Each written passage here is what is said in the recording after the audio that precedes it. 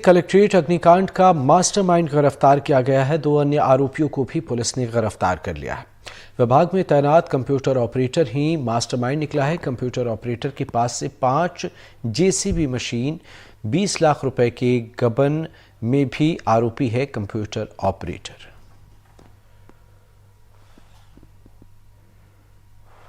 जब इनसे पूछताछ की गई तो पूरा घटनाक्रम ये निकला कि दोपहर को ये यहाँ पे आए थे, रैकी की, फिर वापस पिछोर चले गए। पिछोर से रात को ये पुनः आए। एक बार 10 बजे के लगभग इन्होंने घुसने का प्रयास किया। इनको लगा किसी ने देख लिया है तो ये वहां से लौट आए। उसके बाद में वापस राहुल और एक और जो उनका साथी है जितेंद्र बघेल, ये लोग अंदर गए। रूप सिंह परियार उस समय आसपास ही घूम रहा था, लेकिन वो अंदर नहीं आया कलेक्ट्रेट के। वो पूरा इन लोगों को हैंडल कर रहा था। इन लोगों ने आग लगाई और आग लगाने के बाद में ये लोग वहां से वापस चले गए। जो मोटिव इनका समझ में आया है कि चूंकि ये आरोपी है इस केस में, फर्जी बिल मामले में, तो उसके रिकॉर्ड को नष्ट करके स्वयं को बचाने के लिए और अपनी पत्नी को बचाने के लिए प्रथम दृष्टया ऐसा किया है। इनको हम कोर्ट में पेश करके 3 दिन के इनके पीआर का माननीय न्यायालय से अनुरोध करेंगे, ताकि इसमें अन्य भी कोई एंगल है या संलिप्तता है तो उस पर भी विस्तार पूर्वक जांच की जा सके। अभी तक 3 आरोपी है, बाकी जैसे इन्वेस्टिगेशन आएगी उस हिसाब से।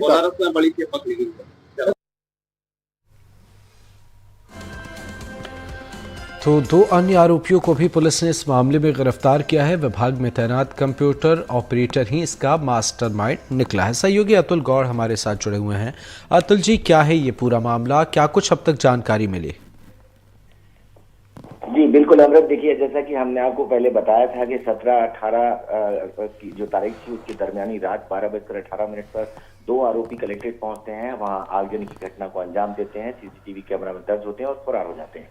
इसके बाद में जब पुलिस उनको तलाश करने के लिए उनका सीसीटीवी कैमरा और अन्य जो रिकॉर्ड्स हैं वो उनको तलाशती है, दोनों आरोपियों को गिरफ्तार कर लेती है, उनसे पूछताछ करती है तो खुलासा होता है कि इसके पीछे जो है विभाग में ही जो पिछोर तहसील है उसमें कंप्यूटर ऑपरेटर की पद पर कार्यरत एक शख्स है और वो ही इस घटना को अंजाम देता है। इससे पहले पुलिस एक 20 लाख रुपए का मामला दर्ज करती है जो गबन का मामला है और उस गबन में भी ये आरोपी है। जिस तरह से इसके ऊपर आरोप सामने आए हैं इसमें ये बताया गया है कि इसने 20 लाख रुपए का जो गबन किया था उसमें 7 लाख रुपए इसकी जो पत्नी है उसके खाते में ट्रांसफर किए गए थे। यही वजह थी कि शायद इसने इन दोनों आरोपियों के साथ मिल करके ये पूरा घटनाक्रम अंजाम दिया और इस साजिश का रचयिता भी यही है, यही मास्टरमाइंड है।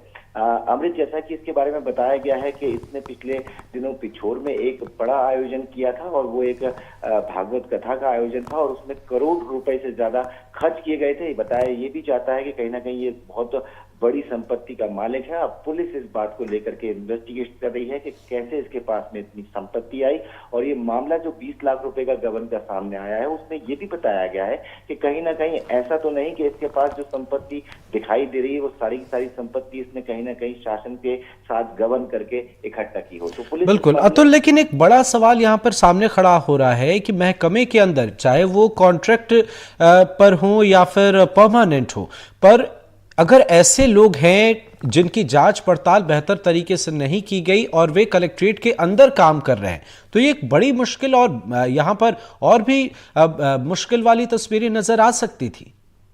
बिल्कुल बिल्कुल अमृत, बहुत वाजिब सवाल है आपका और ये सारी चीजें जो हैं शासन को कहीं ना कहीं देखनी होंगी कि कैसे एक जो है संविदा पर काम करने वाला जो कंप्यूटर ऑपरेटर है वो अपने आप को पूरा के पूरा सिस्टम को करप्ट करता है और इस तरह की घटना को अंजाम देता है और इतना दुस्साहस करता है कि बकायदा गबन करने के बाद में वो लोगों को भेजता है और आगजनी की घटना को अंजाम दे देता है। तो ये कहीं ना कहीं सरकार को, सिस्टम को और प्रशासन को चिंता के दौरान लाने वाली बातें हैं और इस पर जो है प्रशासन अब बहुत संवेदनशीलता से विचार भी कर रहा है। जिला कलेक्टर जो रविंद्र कुमार चौधरी हैं उनसे भी हमारी बात हुई, उन्होंने कहा कि सिस्टम में बहुत सारी लीक पोल थी और पूरे सिस्टम को समझने के बाद में जैसा कि जो घटनाक्रम सामने आया है उसको लेकर के हम बहुत संवेदनशीलता के साथ में इसकी जांच कराएंगे और हर एक मामले की बहुत बारीकी से जांच होगी। जी अमृत, बिल्कुल नजर बनाए रखिएगा, आगे भी आपसे अपडेट लेंगे। फिलहाल बहुत बहुत शुक्रिया।